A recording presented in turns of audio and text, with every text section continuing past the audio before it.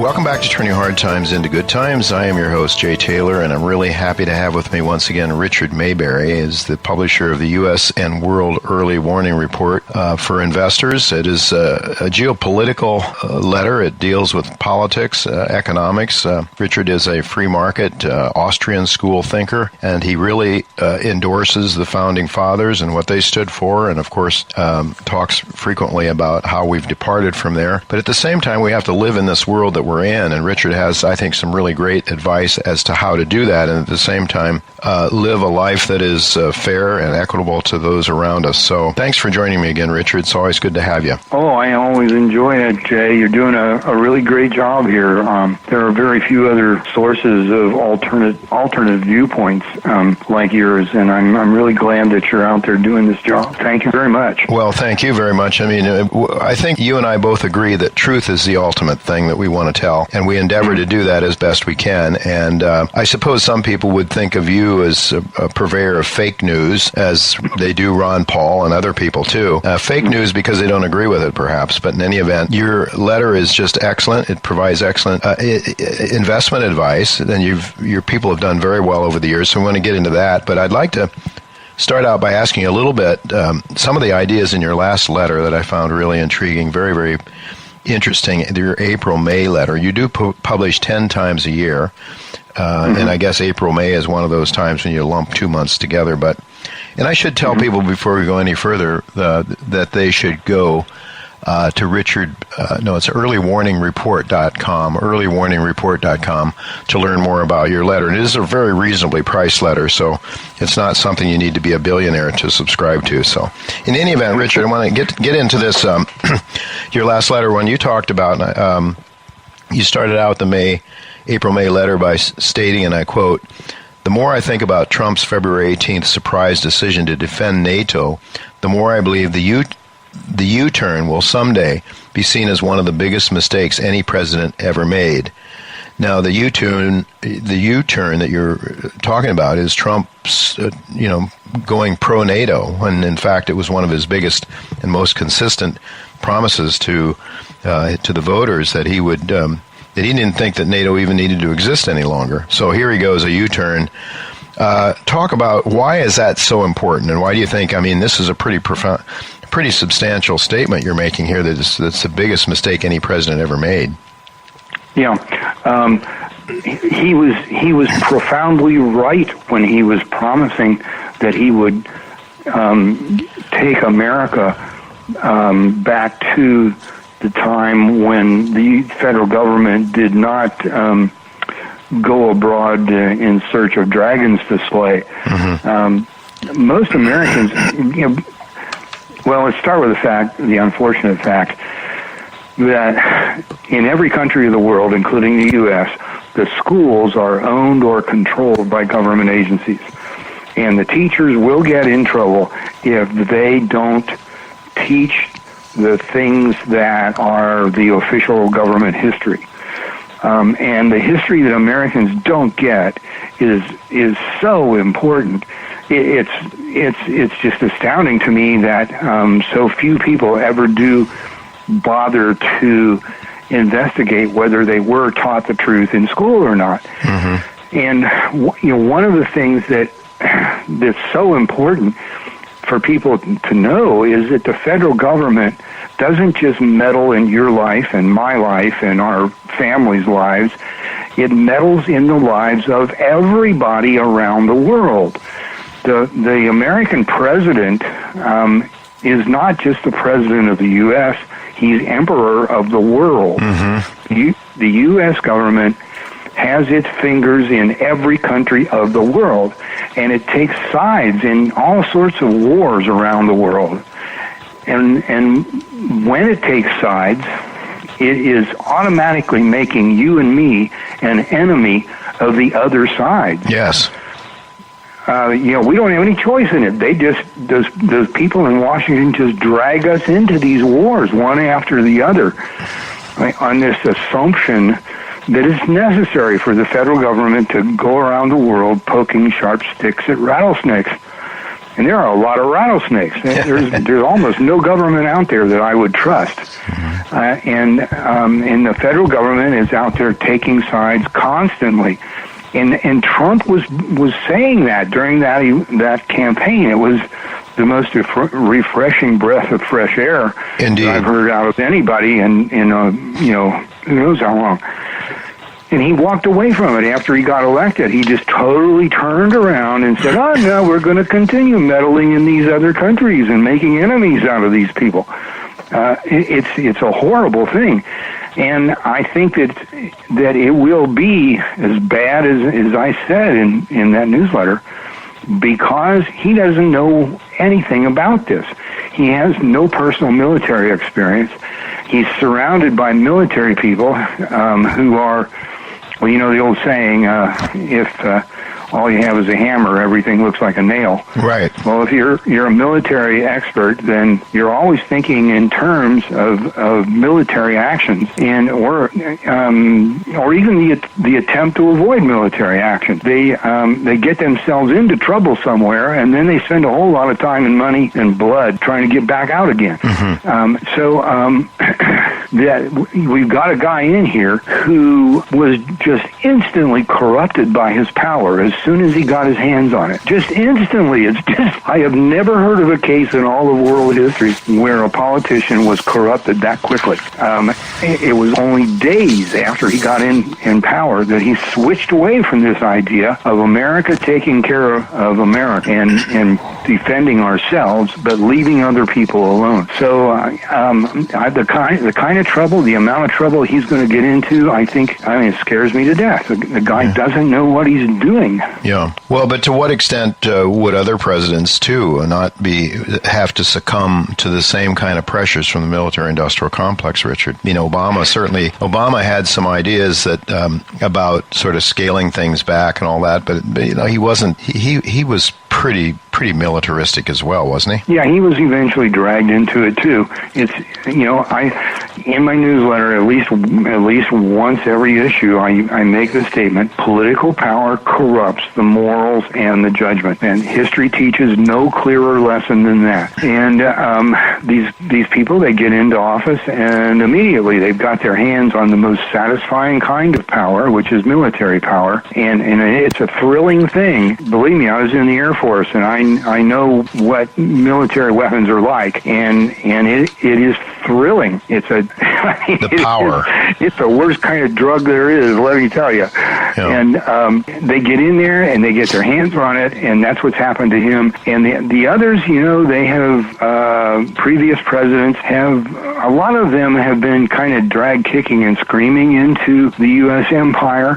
But Trump, my God, this is astounding the way he just caved in right away. Yeah, so quickly. No resistance whatsoever that anybody knows about, at least. And again, I come back to I don't think there's ever been a president that was so corrupted so quickly as he was. I have an interesting, it's not my theory, it's a theory that was put out by Alistair MacLeod, and I'd like to run it by you to see what your thoughts are about it. Alistair was picking up from the views of a speech given in a speech by a major general in China that apparently carries a lot of weight among the Chinese government. And his idea is that the United States needs to create crises from time to time to enable the Treasury to be funded. And he talked about the Latin American crisis, I guess it was in the 70s, and then the Asian crisis in the 80s, the late 80s, or was it the 90s? I guess I'm losing track of time here a little bit. And then he said that the next round was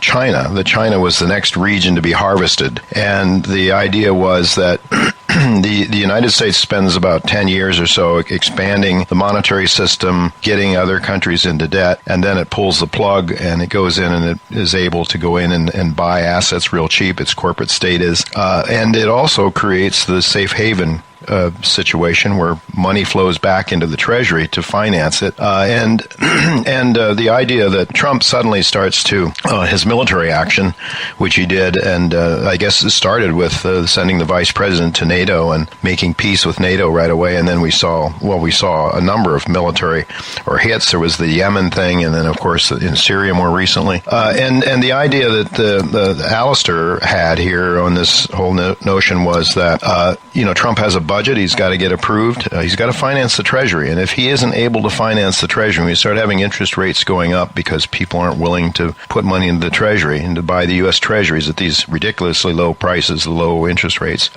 Then we've got a real problem because the amount of debt that's on the books now is just astronomical, and the whole system will blow up. And so Trump, maybe the lights went on once he started seeing the whole picture, that in order to be able to keep this system intact a little longer, he would have to show his muscle and create some fear and trepidation around the world so that there would be money flowing back into the safe haven. Does that make any sense to you, Richard? Oh, a great deal of sense. I think I would agree with all of it. I would, however, just simplify it.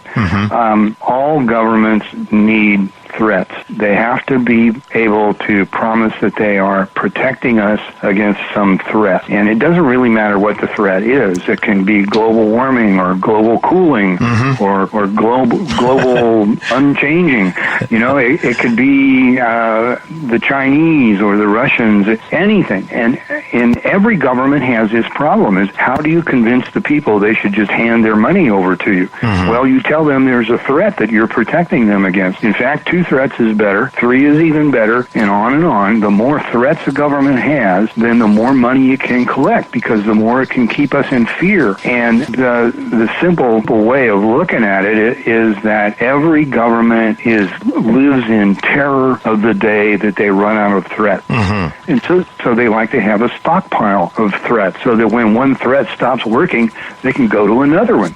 Keep us scared about that.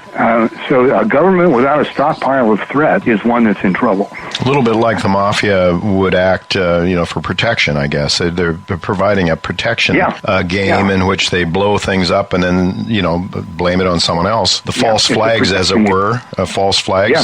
And, there's a lot of people that, I think, credible people that believe the whole poison gas thing in Syria recently was a false flag. And we learned, of course, the one that got us into Iraq was a false flag, the weapons of mass destruction. But in any event, the world is what it is. And I would like to ask you, Richard, you also stated in your April-May issue, you said, and I quote, as investors, if we aren't savvy about what government really is and how it really behaves, then we're headed for trouble. On the other hand, if we do understand, an array of opportunities appears. End of quote. So, would like to ask you to perhaps share some of your knowledge about what's going on in the world now. And you drew some parallels between now and the end of the Clinton administration, and raised the question as to whether history might repeat. I think what you're suggesting is that under Trump now, especially, looks like there's going to be a big buildup in military, whether we can afford it or not.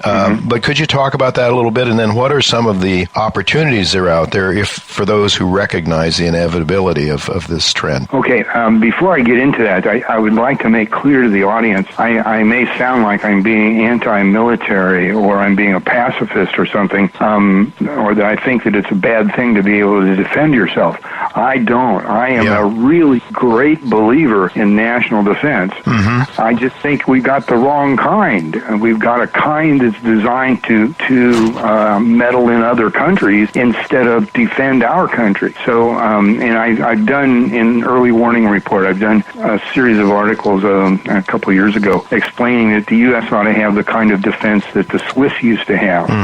The Swiss still do mostly, but not like they did, let's say, 20 years ago, where it's oriented entirely to defense and never meddling in anybody else's country. And that has kept the Swiss out of a foreign war, for something like 200 years, even though they've often been surrounded by it. So I'm a big believer in national defense. Now, when you talk about the opportunities that arise from the situation we're in, it's a really nasty situation where if you do everything that's ethical, that's purely, if you pick everything on the basis, all of your investments on the basis of ethics, you're going to go broke. And the government has put us in that situation because every time they pass any kind of a law or regulation, they shift the flow of money. And if you are in the losing part of that flow, then you're in trouble. Whereas if you're on the gaining part of that flow, then you've got an advantage. And you have to keep that in mind all the time. And so what I'm coming to is that we've got to understand that there's not anything inherently wrong with weapons. It's okay to defend yourself.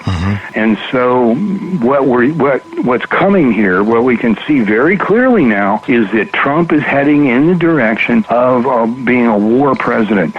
And the newly growing demand for weapons is going to happen. You can't do anything to stop it. They're headed for more wars, and so the thing to get into is the defense stocks. And I would prefer that we had a military policy like the Swiss, and that absolutely every weapon that is made would be used for the defense of the United States instead of meddling in other countries. But it's not that way.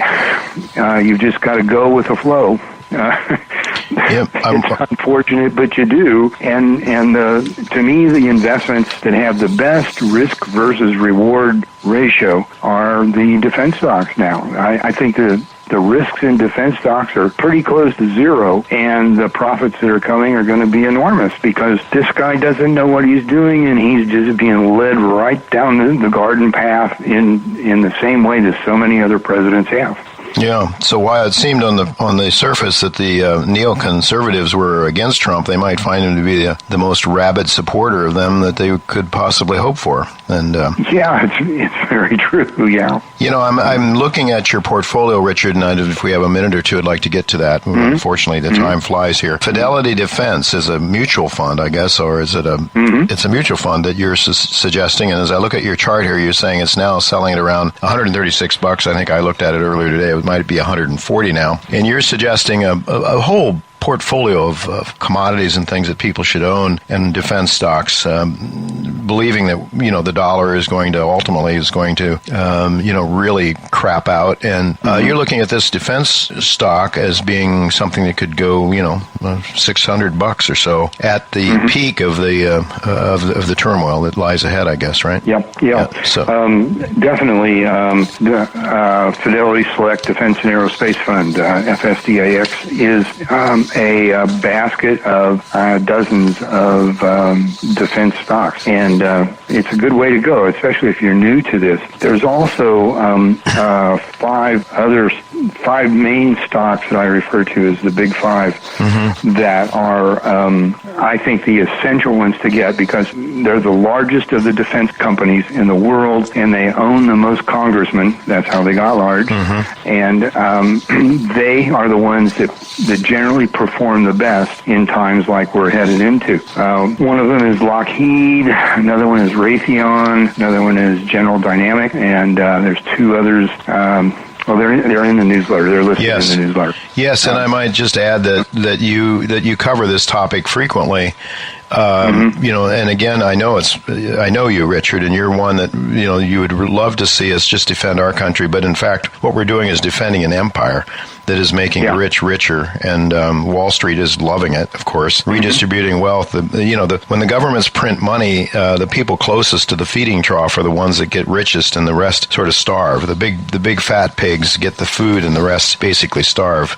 Just in the last few minutes that we have here, one of the things that you follow as an Austrian economist, and most Austrian people don't think about, is velocity. And you run a very interesting, almost every month, you always have your velocity index, both in the United States and outside. What do you think? It's remained very low. That is the turnover of money, because my idea is that people have to hang on to their money because they just simply are worried about paying next month's rent and putting food on the table. That's the vast majority of Americans are in that condition. And so, and the rich guys have so much money, they're just keeping it in the stock market or the bond market or wherever they're at. And so you don't see this velocity turnover that would really cause prices to be more closely reflected the amount of money that's been created in the system. What do you think might trigger? It's a psychological thing almost, isn't it? And when people start to what do you think might trigger that? This is very worrisome. This is really not something we're looking forward to, but we're protecting ourselves. And when I look at you talking about gold, from $1,200 to $12,000, oil from $51 to $250, silver from $16 to $200, platinum to $12,000, palladium to $5,000, et cetera. You're talking there in terms of a dollar that suddenly loses its value, I would think, and I would think that would be true globally, which would also portend an end to the empire, perhaps. Yeah, that's a very common thing. Empires usually do go down accompanied by some sort of monetary crisis. So it's something you would expect. The government just cannot finance its activities anymore. You can't have a welfare state and a warfare state both, and the government goes broke, and it guns the printing presses in order to print money to pay its bills and all. It just all goes into a big mess. Mm-hmm. And I think that's where we're headed. A really disappointing thing to me, at least so far, is that Trump had a rise in velocity started. He created enough optimism that the speed at which the money circulates, that's what we call velocity, was increasing. And the economy was starting to pull out there for 2 or 3 months. Things looked really good. And I was thinking, by golly, he might really end the recession. Which never really did end since 2008, 2009. Yeah, that's right. This recovery is a phony recovery, and everybody knows it. And it looked like he was going to create enough optimism that he might actually turn it around just by creating optimism and causing people to go out and start spending. But here he's, what can I tell you? You know what's going on. The guy is just he's being very creative in ways to create disappointment.